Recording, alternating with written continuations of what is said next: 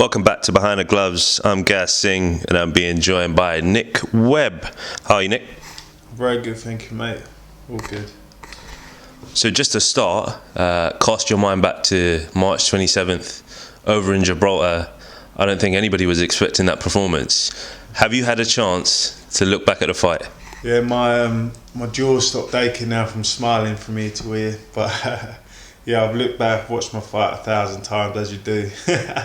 And yeah, I was very happy with the performance and all went to plan when we trained in training camp. So yeah, very happy and still happy now.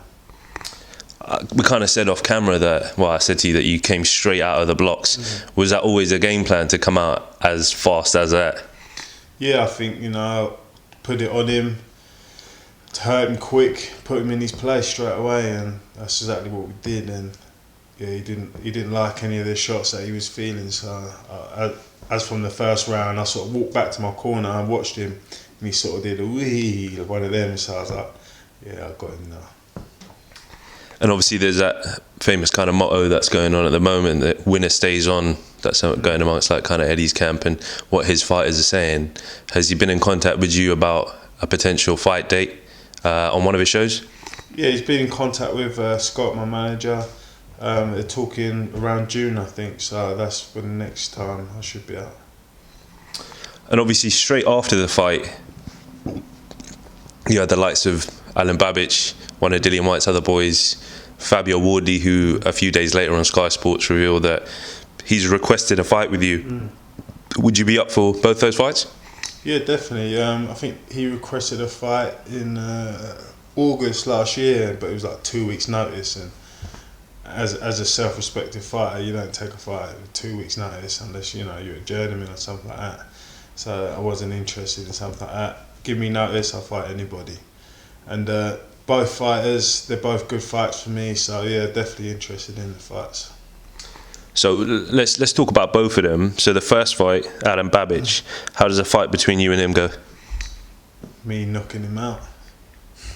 Simply. That was a straightforward answer. Any round?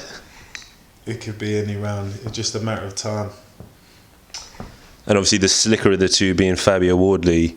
How does that fight go in your mind? Obviously you're going to win. That's your thoughts. Yeah. But how do you go about doing it? Because he's quite slick. Yeah, same result.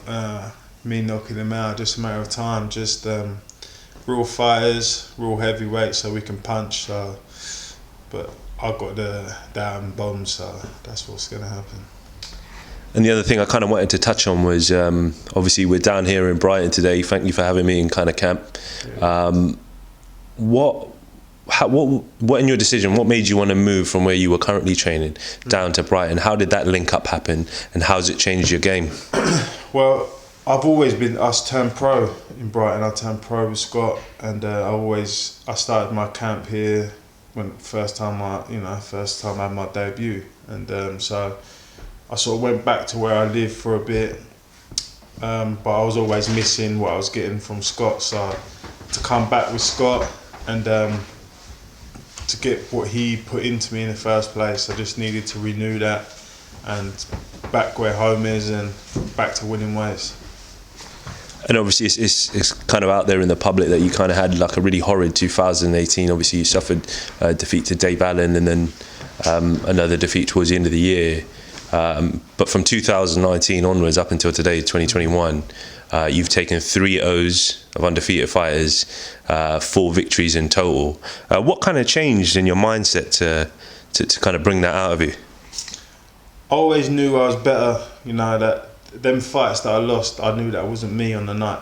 I needed Scott in my corner, and I needed just to get myself back, because I had an operation in 2018, and I needed to get myself back physically from that. And as soon as I was back, it took me to 2019, and I showed everyone what I was capable of, and I've been showing everyone since.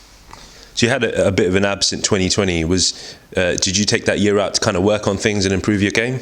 To be honest with you, I did try and fight. I tried to fight, but when you take a loss, it's hard to get them fights. I was trying to get on shows. and you know, it was all ticket sales and things like that, and it was hard time for me, and I couldn't get on the shows, I couldn't get the ticket sales, and then Ultimate Boxer opportunity came up, and I grabbed it with both hands. I thought, you know what, I fancy this, let's have it, and yeah, here I am now. And since your win against Eric Pfeiffer over on March 27th in Gibraltar, an old rival of yours that we just spoke about there, Dave Allen's been quite vocal about your performance, and he keeps referring back to the fights that you two guys had. Is that a fight that still interests you? The Dave Allen fight? Yeah. 100%. I would like to smash his face in completely, because I don't know what his problem is. His win to me set him up for life. He's had a great career because of that.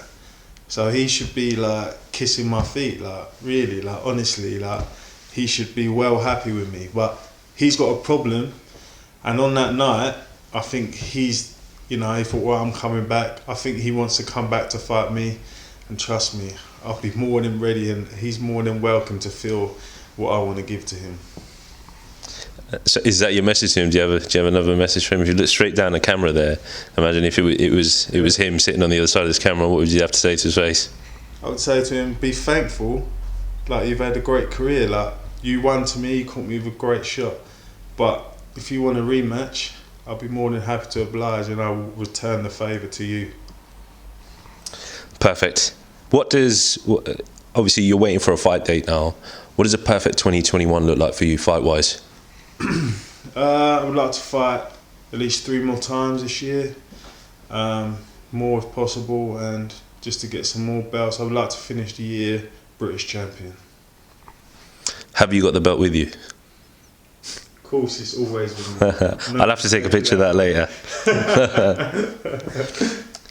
Are we ever seeing the cane rows again, or are you giving up on those?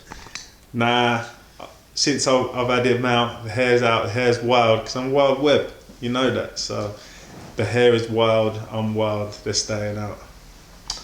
Oh, thanks for your time, Nick, I really appreciate it. Before we kind of sign off, have you got a message for kind of like your haters, even your supporters, anybody that'll be watching this interview? Haters keep hating, you know, supporters keep supporting, and I'm gonna turn the haters into likers, you know what I mean? So keep watching me. I'm gonna win some more titles. I haven't shown my best yet, so my best, and there's a lot more of me to come.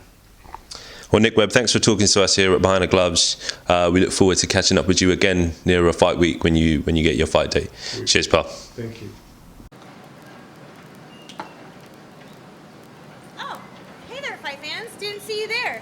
If you guys haven't already subscribed to my YouTube channel, make sure you go to do so by clicking right here, or else.